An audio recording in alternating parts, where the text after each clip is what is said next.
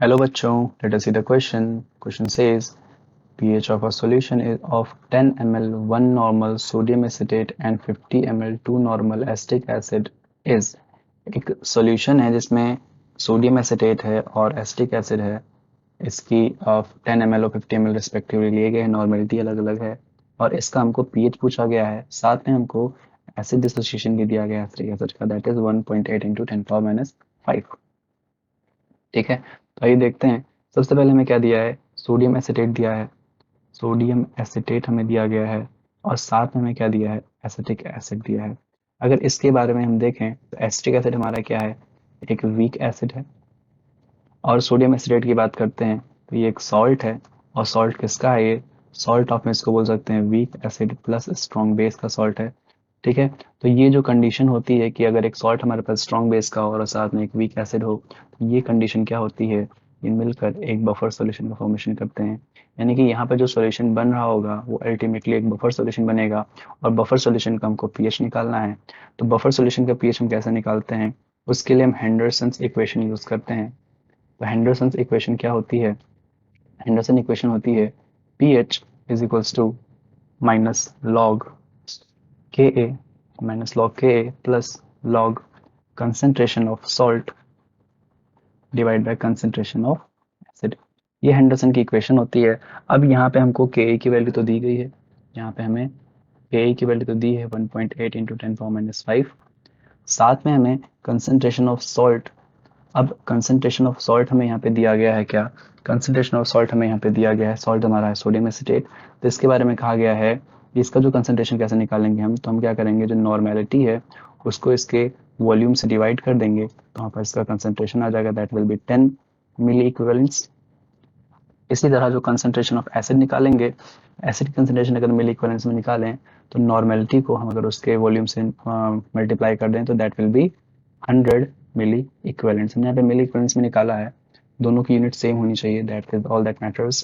तो यहाँ पे पीएच क्या हो जाएगा, फिर हमारा सभी वैल्यूज को कैलकुलेट करें अगर हम, तो यहाँ से क्या आ जाएगा, माइनस लॉग के ए की वैल्यू भी हम क्वेश्चन में दी गई है हमें 1.8 into 10⁻⁵ plus log S salt की कंसंट्रेशन यहाँ पे क्या हो जाएगी, ये हमको 10 मिली इक्विवेलेंट्स दिया गया है और एसिड की कंसंट्रेशन हो जाएगी 100 मिली इक्विवेलेंट। ठीक है, तो यहाँ पे हमने सारी वैल्यूज पुट कर दी हैं। अब इसको जब सॉल्व करेंगे तो यहाँ से हो जाएगा क्या, इसको सॉल्व करने पे यहाँ पे आएगा minus log 1.8 plus 5 log 10, 5 log 10 plus यहाँ से आ जाएगा लॉग 1/10 बचेगा, तो ये हो जाएगा लॉग 1 माइनस लॉग 10। यहाँ पे हमको कुछ लॉ की प्रॉपर्टीज है उसको ध्यान में रखना है। तो पहली लॉ की प्रॉपर्टी क्या है, log m multiplied by n अगर होता है तो लॉग हो जाता है m प्लस लॉग n हो जाता है। और दूसरी प्रॉपर्टी होती क्या है, log m raise to the power अगर n होता है तो n आगे आ जाता है, n लॉग m हो जाता है। और एक और प्रॉपर्टी होती है लॉग m डिवाइड बाय अगर n होता है तो this gives log m minus log n। तो ये प्रॉपर्टीज है जो हमें ध्यान रखनी है लॉग की, इन्हीं प्रॉपर्टीज का इस्तेमाल इस क्वेश्चन में किया गया है कैलकुलेशन में। अगेन आते हैं हम यहाँ पे, लॉग 1.8 की वैल्यू क्या हो जाएगी, लॉग 1.8 की वैल्यू होती है 0.2552, माइनस साइन लगा रहेगा, प्लस 5 लॉग 10 की वैल्यू, लॉग 10 की वैल्यू 1 होती है एंड लॉग 1 की वैल्यू 0 होती है। ठीक है, तो 5 इंटू 1 हो जाएगा प्लस 0 माइनस 1 हो जाएगा।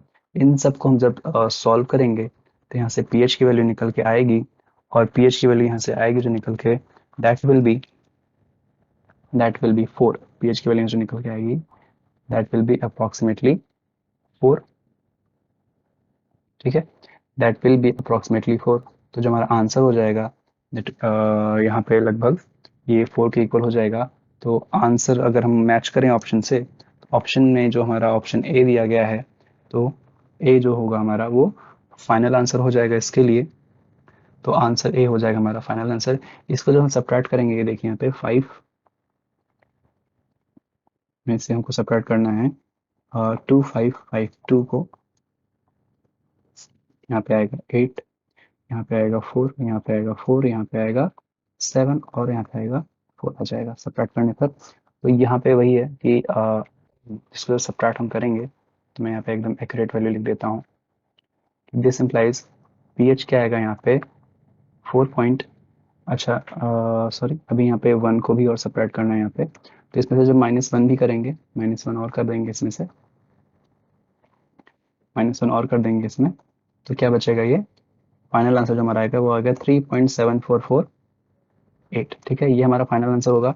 तो pH यहाँ से क्या आ जाएगा हमारा 3.7448, ये हमारा फाइनल आंसर हो जाएगा। अब क्वेश्चन में पूछा गया था कि अप्रॉक्सीमेट वैल्यू क्या होगी, तो इसको जो हम अप्रॉक्सीमेटली यहाँ पे क्या लिख देंगे, pH इज इक्वल्स टू 4 लिख देंगे। तो अगर ऑप्शन में देखें तो जो 3.7 की जो नियरेस्ट वैल्यू आ रही है पी वो ऑप्शन ए में 4 दी गई है, तो ऑप्शन ए हमारा करेक्ट हो जाएगा। 5, 6 और 7 नहीं होगा, तो option A will be the correct answer for this question. I hope you understood. Best of luck.